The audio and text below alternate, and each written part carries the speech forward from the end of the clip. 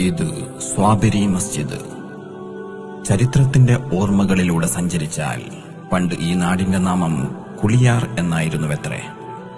കുളിയൻ, ഗുളികൻ എന്നീ പിശാചുമായി ബന്ധിച്ച പേരുപോലെ തന്നെ മുസ്ലിമീങ്ങൾക്ക് ഇവിടെ സ്വസ്ഥമായ താമസം സാധ്യമായിരുന്നില്ല. പൈശാചികമായ ഷർറിനാൽ ചിലർക്കൊക്കെ മറ്റു നാടുകളിലേക്ക് മാറി താമസിക്കേണ്ടി വന്നിരുന്നു. പരിതാപകരമായ ഈയൊരു സാഹചര്യത്തെ ഇന്നവിടുത്തെ ഖാദിമായ ബഹു മിസ്ബാഹി ഉസ്താദ് ഷെയ്ഖുന ചപ്പാരപ്പട ഉസ്താദിന്റെ ശ്രദ്ധയിൽപ്പെടുത്തിയപ്പോൾ ഷെയ്ഖുന നേരിട്ടവിടെ വരികയും സസന്തോഷകരമായ ഈ മാറ്റത്തിന് നാന്ദി കുറിക്കുകയും ചെയ്തു. ഇബാദത്തിനൊരു പള്ളിയും അതിൽ സ്വലാത്തും സ്ഥാപിച്ചപ്പോൾ ഒരു പ്രദേശത്തിന്റെ വളർച്ചയും വെളിച്ചവും ഇതര നാടുകളിലേക്ക് കൂടി എത്തിത്തുടങ്ങി.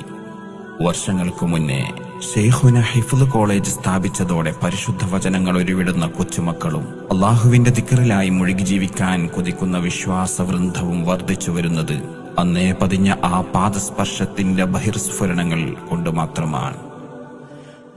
ആയിരങ്ങൾ ഒഴുകിയെത്തുന്ന സ്വലാത്ത് മജ്ലിസ് പൈശാചിക ഷർറിൽ നിന്നും ദേഹരക്ഷയ്ക്കും ആത്മീയ രക്ഷയ്ക്കുമായി നിലക്കാത്ത ഒഴുക്കായി മാറുന്ന ബായാർ കലിയാറിലെ ഈ ഹളറത്തിന് റഹ്മത്ത് നഗർ എന്ന പേര് നൽകിയതും ഷെയ്ഖുന ചപ്പാരപ്പട ഉസ്താദ് തന്നെയാണ്.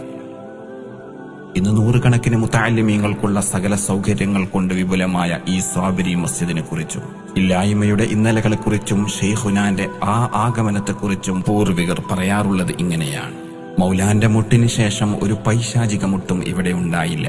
അത്ര സുഗന്ധപൂർണമാണിന്ന് ഈ മണ്ണ്.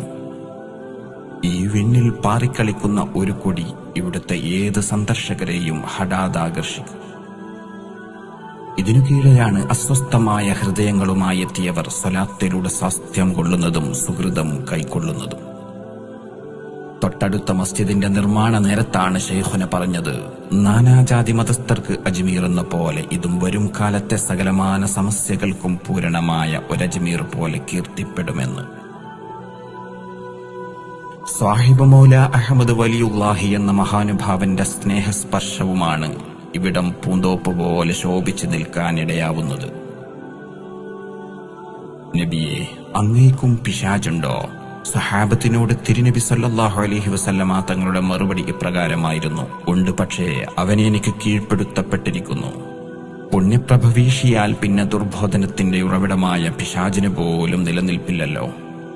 നബിപ്രഭയുടെ നിലക്കാത്ത പോരിശയാണിന്ന് കലിയാർ ബായാറിലെ സ്വലാത്ത് മജ്ലിസും നമ്മോട് പറയുന്നത്.